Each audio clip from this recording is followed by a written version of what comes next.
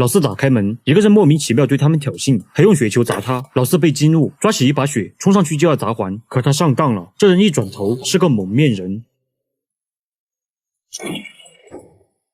听到枪声，兄弟们冲出来救人。在蒙面人准备补枪的时候，老大及时开枪打死了他。可这时，一辆商务车开来，上面下来一群持枪的蒙面人。老四赶紧往家里跑，可已经来不及了。他被一顿扫射，对方火力太猛，兄弟们只能逃回屋里。可蒙面人还不打算放过他们，直接把房子打成了马蜂窝。兄弟三人找机会开枪还击，还真干掉了几个。可很快他们就没了子弹，趁敌人换子弹的间隙，老大冲出去跟他肉搏，老二也用刀杀死一个。在三兄弟的配合下，成功将敌人干掉。他们冲过去救老四，但老四早已没了呼吸，他们又失去了一个亲人。很明显，这些人和杀掉母亲的人是同一伙人。很快，警察赶到，经过勘查，兄弟三人属于正当防卫，没有被抓捕。警员老黑告诉老大，他在查监控的时候，发现他们的母亲之前到警局报过案。原来母亲早就发现老二被黑帮收保护费，他想帮老二，所以就去报案。可刚报案没多久，他就被杀了。很明显，他是被黑帮大哥灭口的。而当时接待他的警员叫大卫，老黑觉得大卫有可能是奸细，不然黑帮怎么会这么快去灭口？老黑对三兄弟承诺，他晚上会去找大卫对峙。可当老黑质问大卫时，大卫发现竟然暴露了，直接开枪打死了老黑，怕没死透，还补了一枪。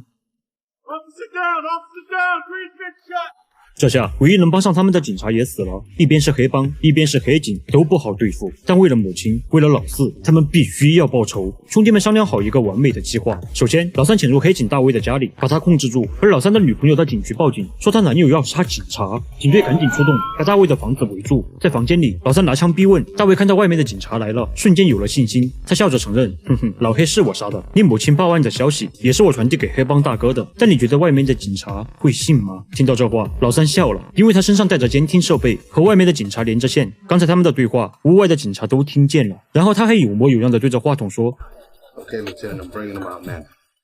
其实他根本没有和警察连线，是老三故意炸他的，然后再故意露出破绽，让大卫反控制他。等他们走出房子，警察们一脸懵逼，怎么大卫劫持了歹徒，还跟他们对峙起来？大卫以为自己刚才的话都被警察听见了，这些警察是来抓他的，他失去了理智，对警察开枪。虽然不明所以，但没办法，警察只能把他击毙。黑警解决了，还剩下黑帮大哥。而这时，另一个计划在同时进行。老二联系黑帮大哥，说他获得了母亲40万的保险金，他想用这笔钱跟黑帮和解，不要再追杀他们几兄弟。这白送的钱，黑帮大哥当然是不要白不要啊！他们约在一个偏远的地方碰面，而这时黑帮小弟正在冰面上挖坑。原来大哥准备拿了钱，就把老二当场埋了。但当他看到这些钱之后，发现情况不对啊！原来老二早就知道黑帮大哥经常压迫这些小弟，小弟们对他很不满，所以老二提前说服了这帮人，只要干掉大哥，这40万美金都是他们的。最后，大哥被丢进了他自己让人挖的坑，大仇终于得报。三兄弟重新装修了老房子，在这里过上了平凡的生活，因为他们觉得母亲还在他们身边。